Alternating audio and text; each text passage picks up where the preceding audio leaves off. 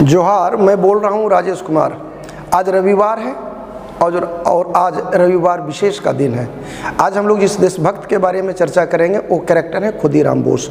Voice जाएगा और पूरे अंदाज और फ्लेवर दोनों को आपको अपने अंदाज में लेना है। खुदीराम बोस एक ऐसा कैरेक्टर जिसके संदर्भ में और राष्ट्रीयता के संदर्भ में चर्चा की जाए तो वो चर्चा कम ही पड़ेगा। रात्रिकालीन बेला है, 8:30 हो रहे हैं। 30 अप्रैल 1908 का कालखंड है। ये क्या हो रहा है? एक बग्घी का संचालक संगत दुसाद अपनी बग्घी लेकर के खड़ा है मुजफ्फरपुर रेलवे क्लब के पास। 8:30 बजे के समयावधि में उस बग्घी पर दो कैरेक्टर ग्रेस कैनेडी और श्रीमती कैनेडी अभी भी जाकर के बग्घी पर बैठी है और वो बग्घी चल चुका है किंग्सफोर्ड के बंगलों की तरफ और अभी वो पूर्वी गेट तक पहुंचा है। फिर दो कैरेक्टर, एक खुदीराम बोस और प्रफुल्ल चाकी, दोनों दौड़ पड़ते हैं और देखते ही देखते प्रफुल्ल चाकी ने पहला बम मारा, उसके ठीक तुरंत बाद खुदीराम बोस ने दूसरा बम मारा। ये क्या हो गया? संगत दुसाद जो बग्घी का संचालक था वहीं गिर पड़ता है। ग्रेस कैनेडी और श्रीमती कैनेडी बुरी तरह से घायल हो जाती हैं और घायल होने के बाद 24 घंटे के अंदर अंदर इन दोनों की मृत्यु भी हो जाती है। ये घटना कोई मामूली घटना नहीं था। ये दोनों कैरेक्टर को, खुदीराम बोस और प्रफुल्ल चाकी को लग रहा है कि मैंने किंग्सफोर्ड की हत्या का जो मिशन लिया था मैंने उसको पूरा कर लिया, क्योंकि इसके पहले भी पार्सल बम से किंग्सफोर्ड को उड़ाने की कोशिश की गई थी लेकिन किंग्सफोर्ड बच गया था। वो पार्सल बम को उसके स्टाफ ने खोला था जो घायल हुआ था। गजब का दृश्य चल रहा है। प्रफुल्ल चाकी और खुदीराम बोस ये दोनों आपस में मिलते हैं और वहीं से निर्णय लेते हैं कि हम लोग अगर सलामत बचे तो फिर हावड़ा में मिलेंगे। लेकिन भागने के क्रम में खुदीराम बोस का जूता वहीं खुल चुका है, वहीं छूट चुका है और दोनों वहां से निकल जाते हैं। अलग अलग डायरेक्शन में निकलते हैं। ये 24 मील अर्थात मोटे तौर पर 38 किलोमीटर के सफरनामा तय करके ये वेनी रेलवे स्टेशन तक पहुंचते हैं खुदीराम बोस। थकान है यारा, जबरदस्त थकान है, उबन है और पानी प्यास से तड़प रहे हैं। वहीं चाय की दुकान के पास पानी पीने को जाते हैं। कुछ लोगों का समूह है, आपस में चर्चा का विषय है, क्योंकि रात की जो घटना बम कांड की हुई थी चर्चा उसी पर चल रहा था। लोगों के बीच कानाफूसी इस बात को लेकर चल रहा है कि कल रात जो बम मारा गया उस बग्घी पर मारे गए बम में 2 महिलाएं मारी गई। ये सुन करके जबरदस्त तरीके से शॉर्ट सर्किट होते हैं, अवाक हो जाते हैं खुदीराम बोस। उनके मुंह से अनायास निकलता है, ये तो क्या कैनेडी नहीं, किंग्सफोर्ड नहीं मारा गया? तो क्या किंग्सफोर्ड नहीं मारा गया? वहीं पर 2 ब्रिटिश हुकूमत के समर्थक सिपाही वहीं पर थे। एक उसका नाम फतेह सिंह और शिव प्रताप सिंह है। एक को बंगाली लहजा, ऊपर से बंगाली वेशभूषा। आशंका होती है कि ये कौन है, कहीं यही तो नहीं है, क्योंकि ब्रिटिश हुकूमत ने भी संपूर्ण मुजफ्फरपुर प्रशासन को अलर्ट कर रखा था। चारों दिशाओं में लोगों मुखबिरों का जाल फैला हुआ था। 5000 रुपये का इनाम रखा गया था। आशंका के आधार पर खुदीराम बोस को पकड़ा जाता है। उनके पास से लोडेड पिस्टल निकलता है, 37 कारतूस और 30 रुपया नगद प्राप्ति होती है। ये कन्फर्म हो जाता है कि एक कैरेक्टर पकड़ा जा चुका है। यारा अजीबोगरीब समय है, परिस्थितियां एकदम में विचित्रता है। भागने को दोनों आतुर थे, एक पकड़े जा चुके हैं, दूसरे का आलम क्या है? प्रफुल्ल चाकी वहां से अलग डायरेक्शन में निकलते हैं, लेकिन निकलते हुए वो एक देशभक्त के पास जिसका नाम है त्रिगुणाचरण घोष, त्रिगुणाचरण घोष के यहाँ ठहरते हैं, खाना खाते हैं, कपड़े बदलते हैं, कपड़े पहनते हैं और उसने ही सलाह दिया कि प्रफुल्ल, देश के काम तुम आ सकते हो, तुम ऐसा करो कि समस्तीपुर रेलवे स्टेशन से रेल पकड़ो और सीधे हावड़ा के लिए निकल जाओ। और यही उन्होंने किया। समस्तीपुर रेलवे स्टेशन से ट्रेन पकड़ते हैं और जिस बोगी में वो सवार हुए, दुर्भाग्य था कि उसी बोगी पर एक सब इंस्पेक्टर सवार हुआ जिसका नाम नंदलाल बनर्जी था। वेशभूषा देखकर, बोलने का लहजा देख करके, बंगाली टोन देख करके नंदलाल बनर्जी को शक होता है। वो हुकूमत को तार भेजता है, तार भी हुकूमत स्वीकार करती है और कहती है शक के आधार पर गिरफ्तार कर लो। और यही हुआ। मोकामा रेलवे स्टेशन पर इनकी गिरफ्तारी की कोशिश की जाने लगी। ये गिरफ्तारी से बचने के लिए भागना आरंभ करते हैं, महिलाओं की रिटायरिंग रूम की ओर तरफ भाग रहे हैं और इसी दरमियान इनको लगा कि पकड़े जाएंगे तो बेरहम तरीके से हुकूमत पेश आएगी। इन्होंने 2 गोलियां खुद के नाम कर ली और वहीं धरा पर गिरकर अमृत को पा लिया। पकड़े जाते हैं जो खुदीराम बोस है। ये खुदीराम बोस के ऊपर कानूनी कार्यवाही चलना आरंभ होता है, लेकिन लोग स्तब्ध हैं कि 18 साल का ये उम्र का ये बंदा राष्ट्र के प्रति देशभक्ति का जज्बा कितना गजब का है।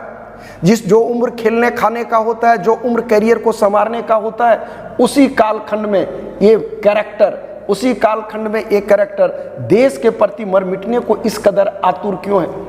आखिर रीजन क्या है?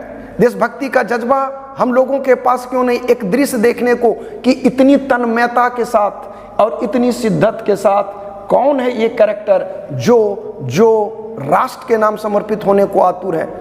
ये जब कभी इनकी कार्यवाही जो चलता मुजफ्फरपुर में कोर्ट परिसर में लाया जाता, अपार जन समुदाय का हुजूम होता, जिंदाबाद का नारा लगता, जिंदाबाद का नारा लगता, जिंदाबाद का नारा लगता, राष्ट्रभक्ति का जज्बा लोगों के जोर में उबाल मान रहा था। और उस वक्त उस टाइम पीरियड के नामी गिरामी वकीलों की पूरी टीम, पूरी फौज खड़ी है इनके साथ। उनमें से एक है कालिदास बसु, उपेंद्र नाथ सेन, क्षेत्रनाथ बंदोपाध्याय। ये सारे वो कैरेक्टर हैं जो अपने तर्कों के माध्यम से कोशिश कर रहे हैं कि खुदीराम बोस को बचा लिया जाए। गजब विचित्रता है ना यारा। ये कोई गरीब फैमिली में या लाचारी में पनपे और पले बड़े हालात उस देशभक्त नहीं बने यारा। देशभक्ति का ज्वर इनके रगों में है।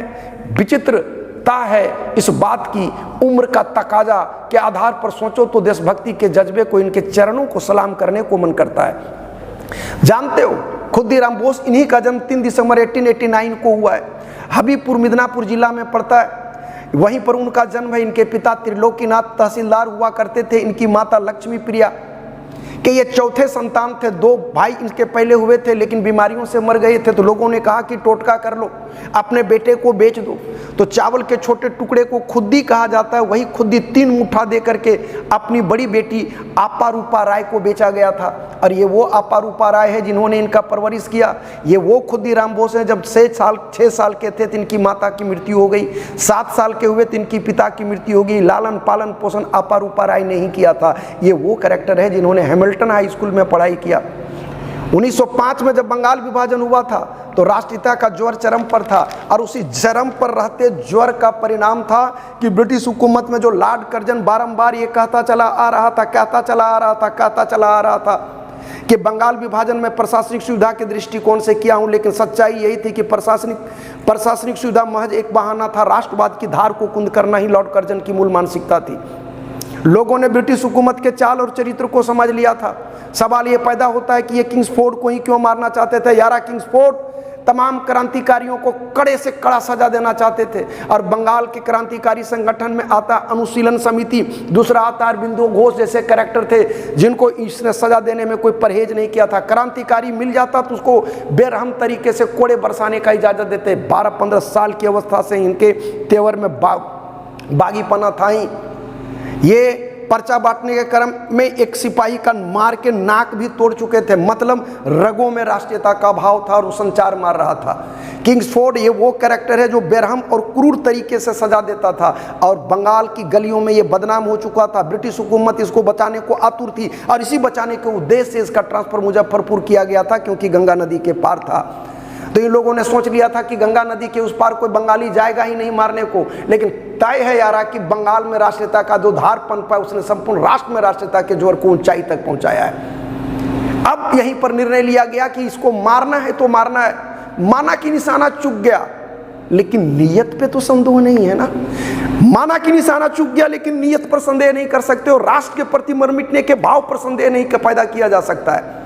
और वो लोग वहां से मूव करते हैं। और ये लोग, ये घटना जो मैंने अभी चित्रण किया आरंभ में, वो चित्रण की घटना जान रहे हो 30 अप्रैल 1908 के 8:30 बजे रात की घटना थी। लेकिन ये मुजफ्फरपुर 18 अप्रैल 1908 को ही पहुंचे थे और ये मोती झील के आसपास के इलाका में एक धर्मशाला में ठहरे हुए थे। और वहां जाने से पहले इन लोगों ने अपना नाम बदल लिया था। खुदीराम ने अपना नाम रखा था हरेन सरकार और प्रफुल्ल चाकी ने अपना नाम रखा था दिनेश कुमार रॉय।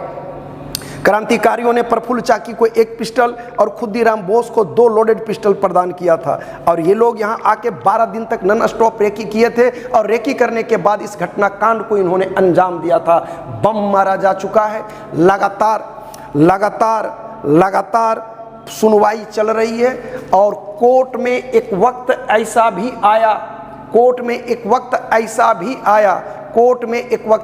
भी आया जब कालिदास बसु, उपेंद्र नाथ सेन, क्षेत्रनाथ बंदोपाध्याय जो नामी गिरामी वकीलों की जमात थी, उन लोगों ने जो तर्क दिया उस तर्क से लगा कि निश्चित रूप से इनको फांसी के फंदे से बचाया जा सकता है। लेकिन ब्रिटिश हुकूमत जो छोटी गलती के लिए क्रूर सजा देने को आतुर हो, वो क्या किसी भी कीमत पर बकस सकता है क्या?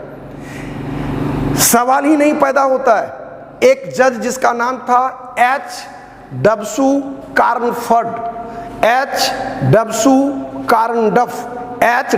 कार्नडफ ये कसम खाया हुआ था कि क्रांतिकारियों का खात्मा करना है, और इसने 13 जून 1908 को जजमेंट दिया। किसी किताब में 13 जून मिलेगा, किसी किताब में 13 जुलाई मिलेगा।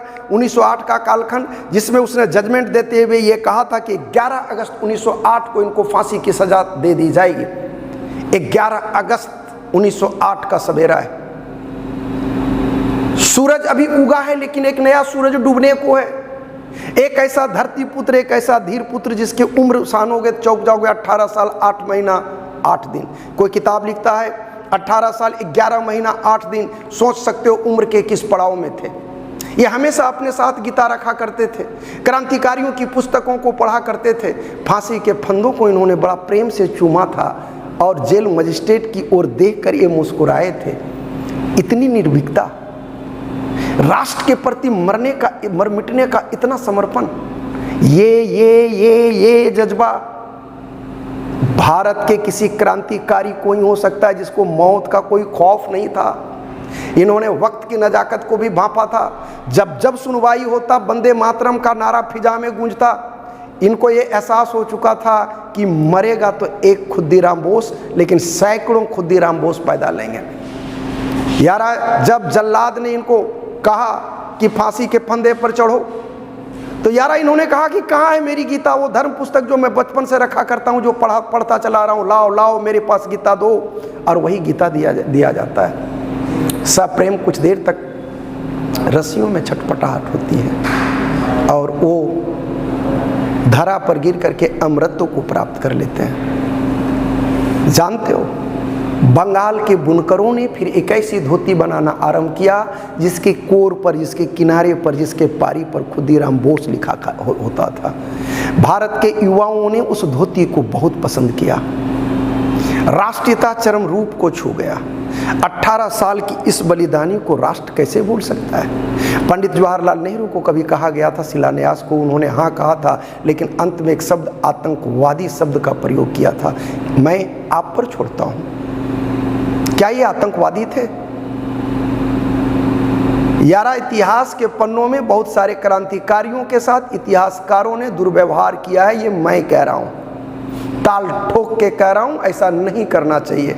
दुर्लभतम कैरेक्टर है जो इतिहास के पन्नों में कभी कभी इस तरह का कैरेक्टर पैदा लिया करता है।